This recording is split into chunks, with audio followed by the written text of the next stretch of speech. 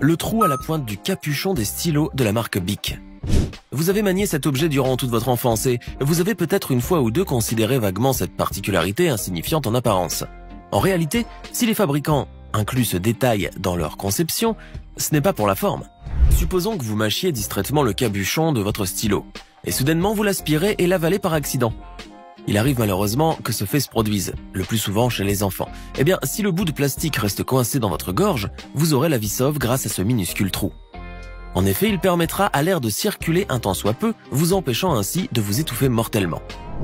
Du reste, ce n'est pas une spécificité de la marque, ce sont des normes de sécurité internationales qu'il faut respecter. Cela dit, cette petite ouverture a encore d'autres utilités mais moins évidentes. Par exemple, elle empêche l'encre de sécher par l'absence d'air, ou encore elle facilite le glissement du capuchon en laissant l'air s'évacuer. À l'achat de certains vêtements, il arrive que les clients soient surpris de recevoir par la même occasion un échantillon du tissu dans une pochette plastifiée. Cela vous a peut-être déjà arrivé. Naturellement, les acheteurs sont curieux de savoir pourquoi ce fragment d'habit leur a été offert. Est-ce pour combler une éventuelle déchirure ? Pas tout à fait. Cependant, ces échantillons ont bien une utilité préventive. Ils permettent tout. Votre attention s'est-elle déjà arrêtée sur la forme d'une bouteille ? Vous aurez forcément noté que la partie inférieure est concave. Mais comme pour les cas précédents, vous n'avez pas cherché à savoir pourquoi. Vous vous dites que ce détail doit avoir son importance puisqu'il se trouve dans toutes les bouteilles de vin, hors quelques exceptions. Pourtant, le culot creux des bouteilles de vin a des explications et des origines intéressantes. Il faut remonter au IVe siècle pour trouver la première application de ce procédé. À cette époque, les techniques de soufflage de verre étaient rudimentaires et les fabricants de bouteilles avaient bien du mal à produire des fonds de bouteilles parfaitement plats. En outre, la concavité du fond stabilisait les bouteilles et il était plus simple de les poser sur une table. La méthode était donc plus pratique et plus profitable et elle s'est répandue à travers les âges. Aujourd'hui, le soufflage de verre a considérablement évolué, mais le creux des bouteilles s'est conservé. L'action de creuser le culot se nomme piqûre dans le jargon professionnel. D'autre part, cela permet une meilleure répartition de la pression du gaz carbonique dans les bouteilles de vin pétillant telles que le champagne. Vous avez déjà probablement constaté sur vos différents jeans des boutons en métal apparemment inutiles fixés à certains endroits.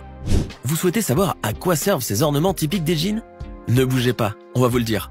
La raison est très intéressante et comme pour le cas précédent, il faut remonter un peu le temps.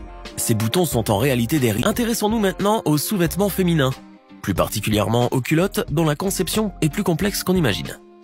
Ces sous-vêtements protègent les parties intimes, qui sont une zone très sensible et très exposée aux irritations et aux infections.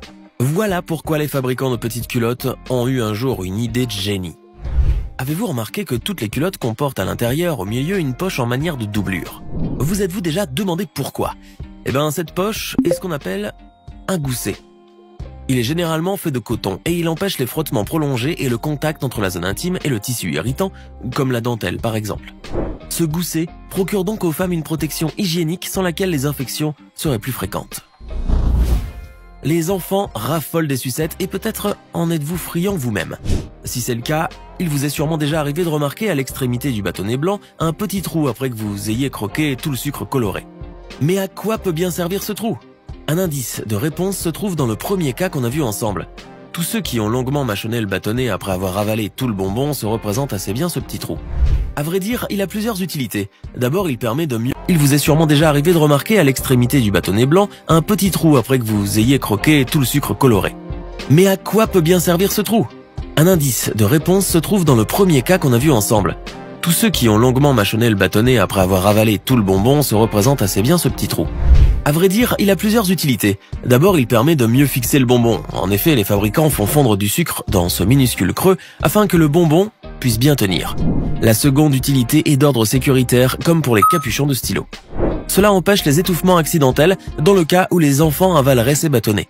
D'ailleurs, si vous remarquez bien, tout le bâtonnet est creux, justement pour éviter ce malheur. Les bouteilles en plastique d'eau fraîche ou de limonade contiennent un petit détail que vous n'avez peut-être pas relevé. Ouvrez la bouteille et considérez le bouchon en plastique. Il y a un disque souple et transparent qui a le même diamètre que le bouchon et qui, selon toute apparence, est superflu. Ce disque n'a pas une utilité indispensable, mais mieux vaut qu'il soit là. Si vous l'enlevez, vous pourrez tout de même fermer la bouteille, mais non pas hermétiquement. En effet, si vous mettez la bouteille à l'envers, le liquide risque de filtrer à l'endroit du bouchon.